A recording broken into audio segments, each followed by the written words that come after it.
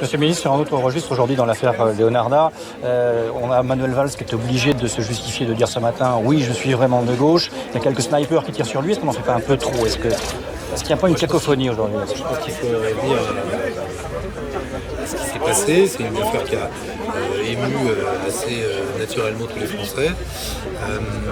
Maintenant, le Premier ministre a demandé une enquête pour vérifier quoi?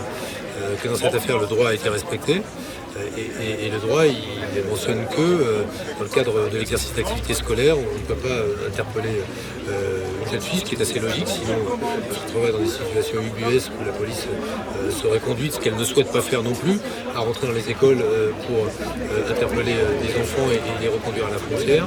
Donc le travail de l'enquête administrative va dire si le droit a été respecté ou pas, et les conclusions seront tirées à la fois sur le sort de cette famille, et le sort plus généralement de tous ceux qui sont confrontés à ce type de situation, et en l'occurrence les responsabilités administratives de celles et ceux qui ont pris cette initiative.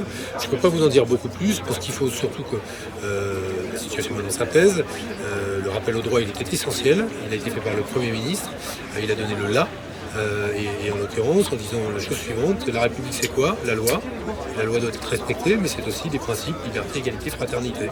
Et c'est autour de respect et des principes et de la loi qu'on peut se retrouver tous ensemble dans quelques heures ou d'ici demain, l'enquête donnera ses conclusions. Mais d'ici là, je pense qu'il faut faire retomber la tension politique parce que, à mon avis, elle nuit à la résolution du problème. Il ne faudrait pas commencer à instrumentaliser les uns les autres cette affaire à d'autres fins que celle d'améliorer le sort de cette jeune fille, de sa famille, qui préoccupe assez légitimement des millions de Français.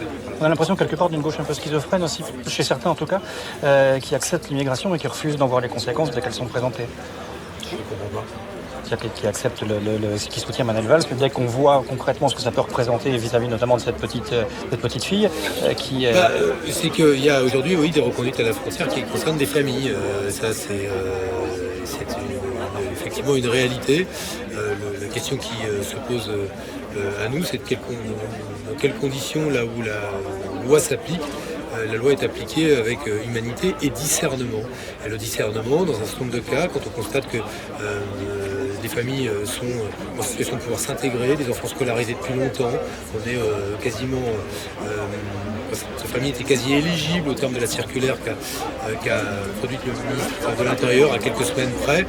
Ça peut amener à faire œuvre de discernement. On verra dans l'enquête si ce discernement a été respecté par les uns et les autres. Moi, je ne veux pas anticiper, je ne sais pas plus, je ne sais pas moi d'enquête. Je trouve bien que le Premier ministre ait rappelé ses principes. Et autour de ces principes, puisqu'ils sont rappelés par le Premier ministre, il y a tous les ministres du gouvernement. Voilà. Vous comprenez que ça fasse descendre des milliers de lycéens aujourd'hui dans la rue ou pas? Je le vois, je pense que ça veut dire que l'affaire a sincèrement ému. Donc face à une affaire qui émeut sincèrement, la réponse du gouvernement doit être politique et doit prendre en compte cette émotion, et en rappelant les principes. Humanité, principe de la République, liberté, égalité, fraternité, mais aussi respect de la vie.